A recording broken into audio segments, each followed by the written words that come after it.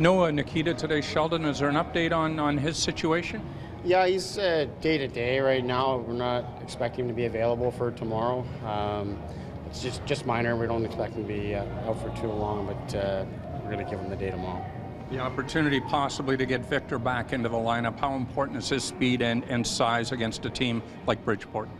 Well, I think regardless of who we're playing, that Vic gets a size and some strength and speed back there. His ability to go back and get pucks and get him going up the rink.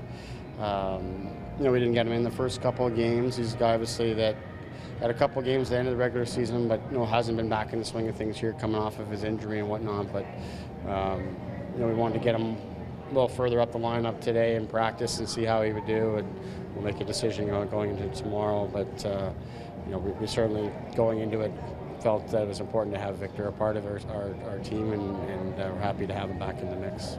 First big home game of the playoffs.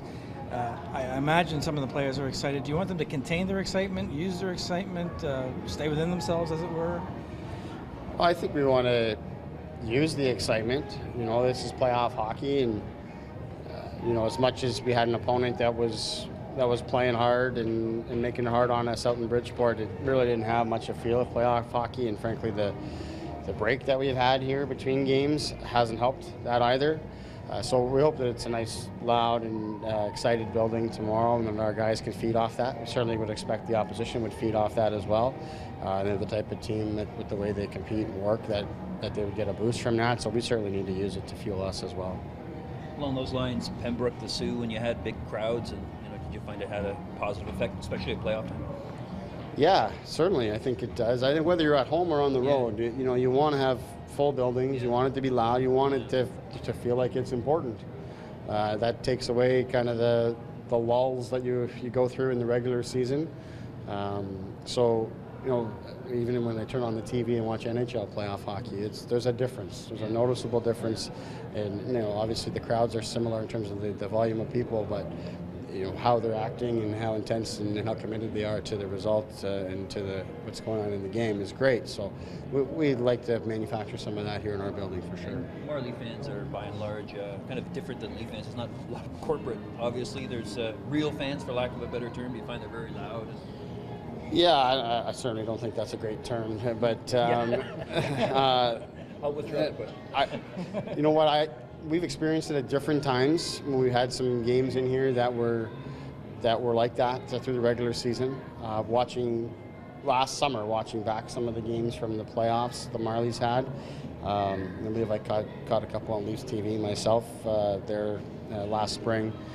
You can tell that the fans are into it, and I know we've got some pictures around our locker room of that series against Grand Rapids last year, and then guys talk about it. So it's a Thursday night. What I'm told is the tickets are selling well. There's some available still, and we hope that we can fill it up as much as possible here. We've had more weekend-type crowds, but hopefully here during the week that people can find their way out.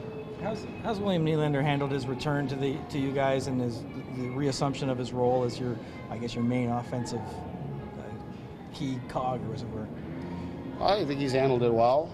He's excited to get back here and get playing. He and a lot of our other guys have battled colds for quite a while here that have kind of drained their energy a little bit day to day coming to the rink. But in terms of my dealings with him and watching him engage with his teammates, he's happy to be here. He recognizes the opportunity we have in the playoffs, and I thought he's had good moments through games 1 and 2. We'd like to see him bring it a little more consistently. Shift to shift and game to game. So starting tomorrow night on home ice, we'd like him to really turn it up a notch. Can you tell me a little bit about Justin Holl? I don't know him very well. You seem to use him quite a bit. What do you like about his game? Well, he's got incredible speed. He can really skate for a guy who's 6'3", can get around the rink really well. So that helps us offensively and breaking out and moving the puck up the rink and being a part of the rush. The thing with him that's really gone to the next level is his ability to use his speed to defend. He's now closing on people a lot quicker. He's a lot more competitive when he gets there in tight spaces. So he's just really rounded out his game nicely. So he's a big part of our team, and it was a great find for us in last summer. With respect to the power play, you got that goal in Game 1. Even if you're not scoring, just to generate chances and seize momentum, what are the keys there, and just taking advantage of that special teams opportunity? Yeah, it's really important. I think the goal is the bonus. You want to score. You want to look to get one power play goal per game, ideally. But if you're not scoring, you want to be in the offensive zone. You want to be putting the opposition in stressful situations. You want to make the goaltender work. So all those things are what you're really aiming to do through your process, and then you hope that through that, a crack opens up and you can bury one. But when we looked at the game back in Game 2, I think we were 0 for 5 on the day. The fifth power play, we didn't put any of our power play guys out there. So 0 for 4 in the game. I thought early in the first period we had some real good looks. Just didn't go in around the net, and then our process fell apart and execution wasn't much better throughout the game in the second and third. So we want to clean that up. We had a long meeting today, worked on the ice today, and a lot of discussions with the different players that are part of it, and we want to be prepared for Game 3. You correct me if I'm wrong, but you were using the one defenseman prior to, like the Leafs were doing, and then went to two defensemen. Is that correct? And if so, why did you change? Yeah, it is correct. Really, the reason for the change is just the arrival of Connor Carrick and wanting him to be a part of things. And we really like his ability to work at the top, which was a spot that Brennan was in most of the season. We put him on one of the flanks there now, so that's really the big difference. The other unit is still 1 and 4, so it's not necessarily a change in philosophy or anything like that. It's just kind of moving people around. Have you considered that the Toronto Marlies are Canada's best active pro hockey team, and probably more people around here care about you guys than who wins the Stanley Cup? Well, I don't know if that's true.